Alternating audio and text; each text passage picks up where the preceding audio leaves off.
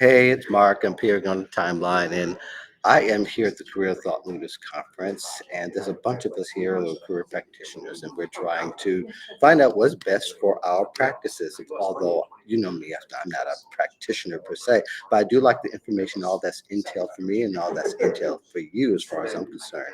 In the meantime, I'm going to be talking throughout the day to different colleagues, and I want to introduce you to Kris McGuigan. Is that correct? You are correct. Okay, so tell me a little bit about you and about what you do. I think you also have a new book that you just published. I do, yes, thank you. So, Mark, I own Professional Courage, which is based out of Cleveland, Ohio, and we work with both individual as well as corporate clients. On the individual side, help them with their career branding materials, job search strategy, interview prep. And then on the corporate side, we actually come into organizations and help them build a coaching culture Oh, and nice. support intentional career pathing within the organization. So people who don't feel connected or aren't sure how to move forward in their organization and then potentially look outside, we help them make sure that they're happy within the organization. Now, has that surged upwards since the pandemic? It sure has, yes. So while the pandemic slowed things a bit from our presentation and live trainings, certainly as the Great Resignation came forward in 2022, we see a lot of companies finally prioritizing career growth of their employees and making that investment in their values and what they're looking to get out of the organization and out of their careers. Now, they're trying to control the narrative as far as we want to keep you here. This is a nice place. See what we're doing for you. Or are they really trying to give some current how to move about in the organization? Maybe if they want to move to the outside, they can. Sure. I find there's a bit of a split, but quite frankly, we focus a lot on high growth, like high employee growth companies. So Okay. companies that within the last 3-4 years have moved from 50 to 250 employees. So they're just exploding. Mhm. So they know they're creating a great culture that people want to be in and kind of get infused in all of that, but they're not entirely sure how to create that culture the right way. Okay. Maybe they have a mentor program that's kind of pieced together because someone knew that mentors were important versus kind of setting up the managers and leaders of the organization to really understand how to provide career coaching and career development opportunities for their employees, for their subordinates, for team members across the organization. So in those cases, I think that they truly do have a desire to create the right culture and make their employees happy and feel valued. They're just not entirely sure how to do it. So, how can a job seeker find a company like that these days? Sure. So I think you can tell a lot about the culture of an organization by checking out even their website. Certainly, we have like PayScale and Glassdoor and some of those back end Sure. sources that give you information about the company and what some of the employees. Although I think you find a lot of disgruntled employees post more often than those who are happy. Yeah. But I think checking out the company's website and really getting a feel for how they talk about the organization. If you go onto a hospital website and they have 1,000 awards posted, then obviously external accolades are very important to them.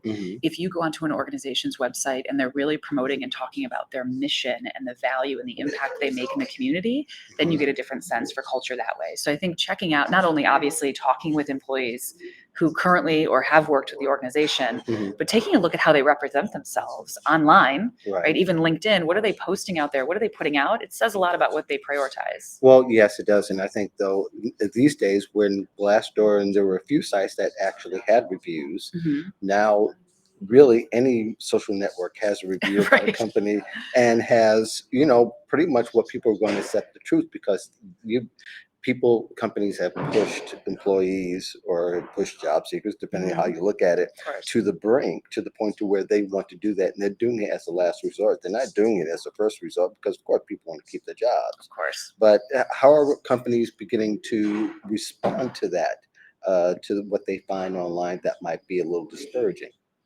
So I think it's just like when we take a look at, a very small business that's selling, granola bars out of their garage and they get one bad review and then all of a sudden that's changing people's impression. Or I've even seen instances, again, in the small business space where someone is getting a bad reputation online and it's not even their company. They misappropriated that review. Right. Or they tagged the wrong company. Right. So I think organizations that are large enough to have, PR resource to kind of work through that and figure out the right way to make sure that they're getting in touch and verifying that that was an accurate review and that was actually intended for their organization. And then being able to kind of follow up with that, whether it's in the comments or with the actual individual to kind of piece things together. But quite frankly, I think it's such a broad we're seeing so many of those reviews and so much information is coming forth, especially as you get to those mid to large size companies, that it's really about the company making sure they're communicating clearly what their organization brings to the table to their candidates, as opposed to trying to battle that online. Yeah. So there's a potpourri of different ways that people are interviewing and finding candidates. Have you seen anything that might be a little creative that really impresses you, that might give a true sense of what people should prepare for? Oh, wow. I think there's so many cool things that people do to interview and some that just don't seem like they're really working out so well. I think I'm still a big fan of those kind of crisis questions, which I know sound crazy, but when we talk to job seekers and say, you could potentially be asked, you come home from work one day, you find a penguin in your freezer. What are you going to do about that? And I think it causes job seekers to panic because they're assuming there is a correct answer to the question, Right. when really You the want to see the interviewer is thinking. yeah, they're trying to see what your thought process looks like. How do you identify resources to help you with a problem you don't know how to solve? So while I think those questions terrify job seekers, I'm always really fascinated by them because it tells me that the interviewer is really listening to the responses rather than asking like this, sort of barrage of questions they have listed in front of them that the HR department asks them to ask, and then they're just scoring you from 1 to 5 or whatever it Yeah, may I be. find that very interesting that you like that. I'm not particularly a fan because a lot of times companies don't really set themselves up to ask themselves that kind of question. Because if you had a ridiculous experience interviewing up being asked, then that just puts salt on the Well, wound. that's certainly fair. Yes. So I do think you have to be in the right, have the right standardized process for interview before you're going to Yeah. get into those levels of questions. But I think, tell me about a time that you helped a client, and you're sort of expecting I this know very boring standard answer. Yeah, those kind So of I think boring. it takes behavioral interviewing to kind of a new level. Yeah, it's the conversation for me. Really, is just Mhm. how well can you build a conversation and get people to talk about themselves in a way that doesn't seem to be ridiculed later on, Right. because